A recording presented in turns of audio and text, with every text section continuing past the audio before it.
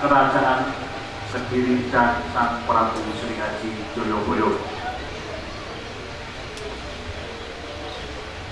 Sampai kini orang percaya bahwa timbulnya Kerajaan Kediri adalah akibat pembagian kekuasaan Kerajaan Airlangga menjadi dua yang diwariskan kepada kedua orang putranya. Salah satu sumber yang mengungkapkan hal tersebut diantaranya kitab Negara Kertagama karya Prapanda tahun 1365. Pada buku 67 dicantumkan bahwa Airlangga dengan perantara Ubarada membagi kerajaannya menjadi dua wilayah, masing-masing untuk kedua putranya. Seorang menjadi raja di Panjalu Kediri, sedang seorang lagi menjadi pemerintah di Jenggala. Sebuah karya luar biasa yang banyak berpengaruh terhadap kehidupan bangsa Indonesia adalah sebuah karya yang dikenal dengan Jangka Jayabaya. Raja Jayabaya dengan segala kejernihan batinnya mampu melihat jauh ke depan, membaca peristiwa gejala alam dengan menembus dimensi waktu ratusan sampai ribuan tahun yang akan datang. Kediri dahulu juga disebut atau gelang-gelang.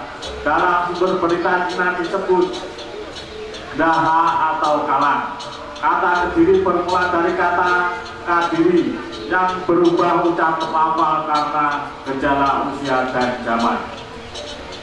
Keterkenalan Kerajaan Kediri tidak dapat dilepaskan dari kemajuran kepemimpinan yang memerintah, karena tidak dapat disangkal bahwa dalam kehidupan kerajaan seorang raja berkat kekuasaannya sampai peran penting ikut menentukan kehidupan rakyat dan negara. Berdasarkan bukti sejarah berbentuk tulisan kuno dalam kurung prasasti, raja yang memerintah di Kediri dan paling berpengaruh tinggi caranya adalah Sang Mapanji Joyoboyo yang secara lengkap bernama Sri Maharaja Sang Mapanji Jayabaya Sri Wamasmara Madu Suyudana Watara Anindita Sulsingga Parakrama Jogja Tunggal Diwanama, yang artinya Yang Termulia Raja Agung Joyoboyo, Yang Termulia Tuan dari keadilan titisan Sang Hyang Wisnu yang tidak tercela, yang kuat, yang berani, seperti singa yang memenangkan dunia dengan nama Urtungga. Beliau memerintah pada tahun 1135 sampai 1157 Masehi dalam kurung prasasti Hantan 1935 Masehi dan prasasti Kalam 24 Agustus 1136 Masehi.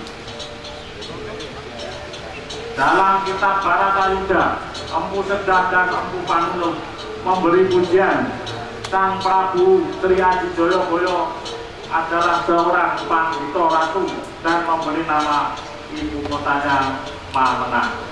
Dalam mengandung maksud sebagai tanda sejarah bahwa Sang Prabu adalah raja yang paling perkasa, selalu menang dalam perang dan menang dalam mengatasi segala mara bahaya.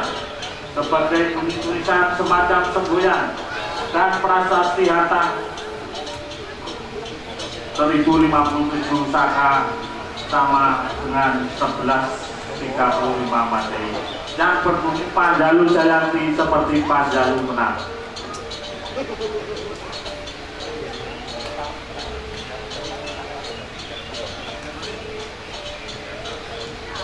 Ketika dinobatkan menjadi raja, sadarlah beliau bahwa tugasnya sangat berat, yaitu memberantas kerusuhan, kekacauan, membebaskan rakyat dari hidup kehidupan yang kurang baik menjadi lebih baik.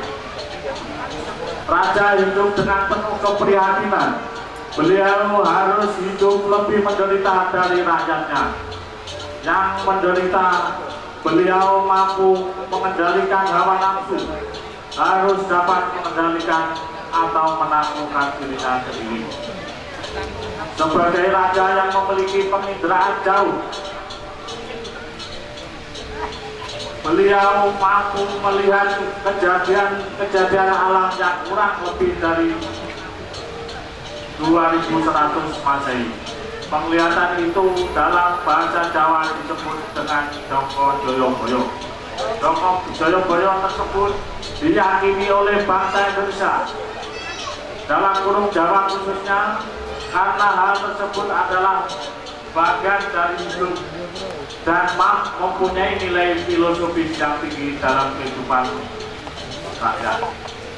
Di samping dikenal dengan Jokonya, juga dikenal sebagai raja yang sangat memperhatikan kesejahteraan dan kebudayaan sebagai alat ketetabuhan gamelan cenderung, karena karya-karyanya sastra termasyhur dan wayang bahkan menurut sementara ahli sejarah dinyatakan sebagai awal mula diciptakannya wayang Purba. Raja Joyoboyo mempunyai pusaka dan gamelan monggah yang berasal dari Kadewatan.